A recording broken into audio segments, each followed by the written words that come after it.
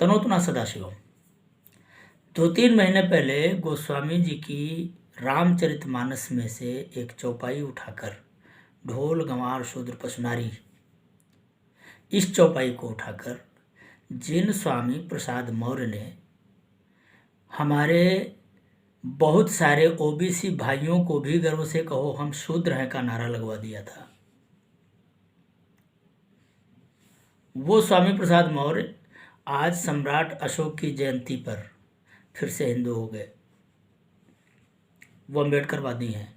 बार बार वो कहते हैं कि मैं अम्बेडकरवादी हूँ, मेरे लिए अम्बेडकर ही भगवान है। मैं बौद्ध हूँ, ये बात मैं बौद्ध हूँ आपने बार बार सुनी होगी। लेकिन आज सम्राट अशोक की जयंती पर स्वामी प्रसाद मौर्य जी क्या कह रहे हैं, जरा ये सुन लीजिए। मौर्य ने मानस वाला राग भी अलापा। आप लगभग आधा घंटा बौद्ध धर्म का प्रचार किए और कहीं ना कहीं रामचरितमानस पर उंगली उठाए हैं। इससे क्या देखा जाए? पहली बात तो आप वो सब बताइए जो मैं रामचरितमानस पे उंगली उठाया। नहीं, आपने अभी नहीं, आप उठाओ ना, वो बताओ जो आपने वो बताओ ना, जिस चौपाई पे ढोल गवार शूद्र। आप क्या हमको शूद्र के गाली दोगे? नहीं, आप हिंदू अपने आप भारतीय मानते हैं, बौद्ध मानते हैं? भारतीय नहीं, मैं तो पैदा हुआ हिंदू धर्म में। नहीं, अभी आप अपने आप को क्या मानते हैं? नहीं, हिंदू धर्म पैदा हुआ तो हिंदू धर्म ही हूँ। ये जो पत्रकार पूछ रहा है वो जोर देकर ये पूछ रहा है कि भाई आप बौद्ध हैं या हिंदू हैं, और स्वामी प्रसाद बार बार ये कह रहे हैं कि मैं हिंदू कुल में पैदा हुआ हूं तो हिंदू ही हूं। ये स्वामी प्रसाद मौर्य जो अभी ये तो कहते हैं कि भाई हम हिंदू हैं तो क्या आप शूद्र कहकर हमें गालियां देंगे। अब स्वामी प्रसाद मौर्य यदि कास्टिज्म के अंतर्गत, चूंकि ये सारी बात वो कास्टिज्म को आधार बनाकर ही उन्होंने ये सारी बातें उभारी थी, तो कास्टिज्म के हिसाब से तो वो मौर्य हैं। अब मौर्य को कहीं शूद्र कहा गया है तो कहीं क्षत्रिय कहा गया है। अब कास्टिज्म में कहाँ क्या कहा गया है, वैसे मौर्य जो हैं वो क्षत्रिय ही हैं। ये एक मान्य परंपरा है। अगर सनातन संस्कृति की कास्टिज्म परंपरा के अंतर्गत भी देखा जाए तो भी मौर्य शूद्र नहीं है, क्षत्रिय ही है। लेकिन सवाल ये है ही नहीं कि भाई वो शूद्र हैं या क्षत्रिय हैं। सवाल ये है कि अभी 1-1.5 महीने पहले वो बौद्ध थे, और आज सम्राट अशोक की जयंती के दिन, जिस दिन बौद्ध होना गर्व की बात है, उन्हें गर्व महसूस होना चाहिए था आज के दिन कि भाई वो सम्राट अशोक की जयंती पर थे और स्वयं को बौद्ध कहने में उन्हें गर्व महसूस होना चाहिए था। उस दिन वो हिंदू हैं। अब वो कह रहे हैं मैं हिंदू कुल में पैदा हुआ हूँ, तो भाई हिंदू हैं कि बौद्ध हैं? अब आप ये कह सकते हैं कि आप हिंदू और बौद्ध में अंतर करना चाह रहे हैं, बौद्ध भी तो हिंदू है। नहीं भाई, बौद्ध हिंदू कहाँ है? भीमयानी कहाँ कहते हैं कि बौद्ध हिंदू हैं?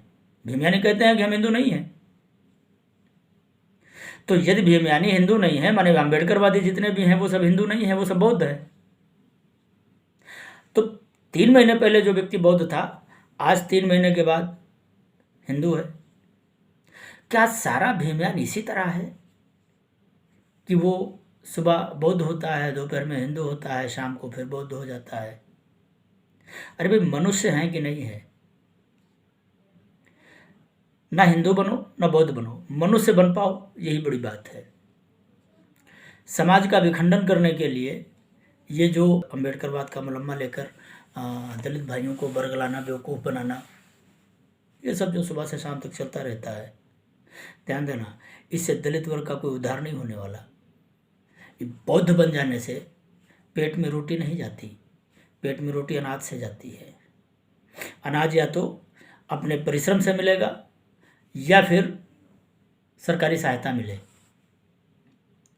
तो परिश्रम से एक बात है, रिक्शा चलाकर भी खाना खाया जा सकता है, तो एक बात है कि कुछ कौशल अपने अंदर पैदा करके और फिर स्वयं रोजगार पैदा किया जा सकता है, स्वयं पैसा कमाया जा सकता है। और जिनमें सामर्थ्य है, जो कर सकते हैं, वो शिक्षा लें। ये बौद्ध हिंदू के विवाद से ना तो शिक्षा बढ़ जाएगी, ना नौकरी मिल जाएगी, ना पेट भरेगा। ये बौद्ध और हिंदू का जो विवाद है, ये जो भीमवान और वैदिक धर्म के बीच का जो वाद विवाद होता है, इससे कुछ लोगों की दुकानें तो चल जाएंगी, कुछ लोग मंत्री बन जाएंगे, कुछ लोग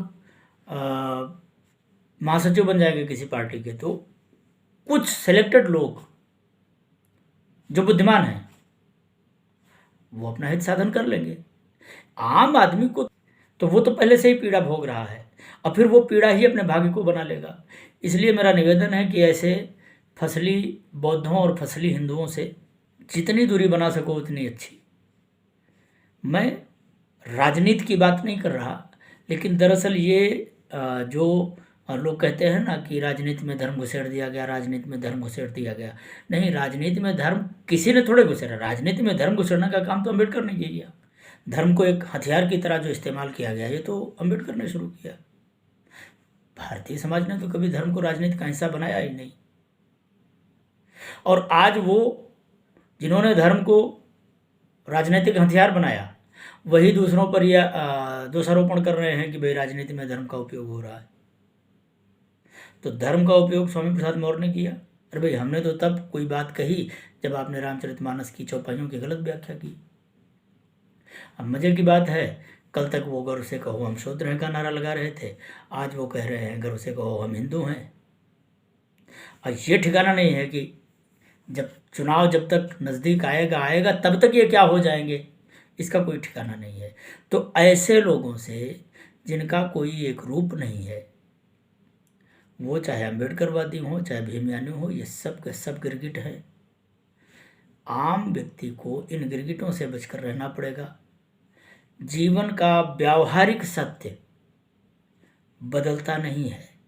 प्रकृति का जो सनातन नियम है वो परिवर्तित नहीं होता। इसलिए ईश्वर ठीक है कि नहीं है, बुद्ध ने क्या कहा, कृष्ण ने क्या कहा, ये आपकी आस्था का विषय है। आपको बौद्ध होना है, आप बौद्ध हो जाइए। आपको हिंदू रहना है, आप हिंदू रहिए। आपको राम को मानना है, राम को मानिए। कृष्ण को मानना है, कृष्ण को मानिए। तो आपकी आस्था है। आस्था पर कोई संवैधानिक दबाव है ही नहीं। किसी की आस्था को मोटिवेट किया भी नहीं जा सकता। हाँ, भ्रामक लोगों से बचना, ये आपके विवेक पर निर्भर करता है कि क्या ऐसे लोगों से बच सकोगे। यदि ऐसे लोगों से बच सकोगे तो चाहे तुम बौद्ध हो, चाहे तुम हिंदू हो, चाहे तुम राम को मानते हो, चाहे तुम राम को नहीं मानते हो, कोई फर्क नहीं पड़ता। ये अपनी आस्था का विषय है, आपकी अंतः शांति का विषय है। इससे आपके व्यावहारिक जीवन को कोई फर्क नहीं पड़ता। व्यावहारिक जीवन का तो वही सत्य है। आप में योग्यता होगी तो खाना मिलेगा, आपके पास योग्यता नहीं होगी तो भूखे मरना पड़ेगा या भीख मांगनी पड़ेगी। कोई भी समुदाय, कोई भी समूह आपकी सहायता करने नहीं आएगा। अपनी सहायता आपको स्वयं करनी पड़ेगी। इसलिए ऐसे लोगों से बचकर, यदि आपके हाथ में कोई संवैधानिक शक्ति है तो उसका उपयोग किसी ऐसी संवैधानिक व्यवस्था का निर्माण करने में जरूर करो जो तुम्हें स्थायित्व प्रदान कर सके। तनोतुना सदाशिवम।